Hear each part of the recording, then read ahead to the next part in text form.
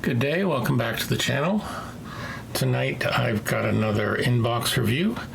This is another older kit. You could call it a classic kit, whatever you want to call it. I'm going to have fun with this one. I haven't seen this one in quite a while. It was always one I wanted to build. This is the F16-XL fighter. This was an experimental fighter General Dynamics came up with for doing a delta wing. So fairly basic, 1983 vintage. I picked this up at a local hobby store, part of it's not really an estate sale, but someone sold a collection to them and they were reselling them. So a classic kit. We'll have a look and we'll see what happens. So classic box art for the time. Not really much to write home about there, just your standard monogram with the pictures, the end art, etc. and so on. So let's get to it. So in the box we have, again, 1983, and looks like the previous owner had started to do quite a few notes on this in red. So some little detail there, but fairly straightforward instructions. Again, fairly simple assembly. And we'll kind of just go through it. So first off is someone took the time to repackage the decal sheet and the canopy, and as a bit of a bonus I actually got 2 decal sheets for this, so there's not one but 2 there. Standard monogram at the time. They look in pretty good shape. A little bit of yellowing on the one that was on top, not so much on the other one.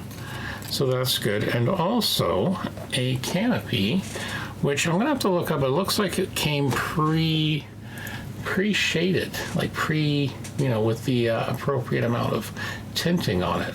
So that's kind of weird, but I remember seeing these at the time.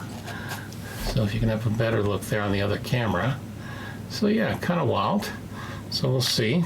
All right, moving back. We have basically, I believe, 2 sprues, if I recall. Yep. So here's the top section showing the unique delta wing. Now, I do understand this thing in terms of size and dimensions is not perfect. The fuselage should actually be a little bit longer, but for what I'm doing, I'm going to be doing a what-if build, I think, on this one. It doesn't really matter. So again, top assembly there. Raised panel lines as it was at the time, cockpit area, engine, etc. Sidewinder missiles. The sidewinders look short. I don't know why, but they just seem a bit short to me. But as I say, reasonable molding. As I say, just some of the stuff's raised panel lines, unfortunately, but that's fine. The other one is the underside, obviously, with some sparrows. This one of the things is broken off of it there, so it's going to go on me if I'm not careful. But again, the underside, fairly nicely detailed landing gear bay. The landing gear right here, front wheels, etc. Intake scoop. We'll see how that goes in. Not too bad. Again, we're just going to have to see how it goes together, but the detail looks good. So what I'm thinking about doing is a Canadian what-if scheme. So recently we got, as a member of IPMS Canada, we get decals every so often. And there's some very good decals here. So possibly, including some 72nd ones, so possibly these might be used as a what-if scheme.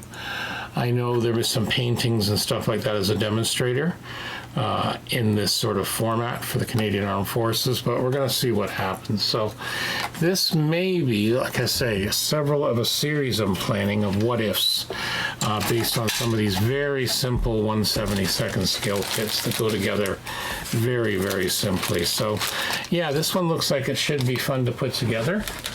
I'm not sure when it's going to happen, but I just thought I would show you that. It's been a while since I've had a actual inbox quick little look. And there is some much more recent versions of this. There's some very nice 48 scale ones. I've always liked the look of this one as a what if. So this should be fun, a good simple build to put together. So that's it for now. Thank you again. Don't forget to like and subscribe to the YouTube channel. And also check us out at thescalemodelpodcast.com. Thank you.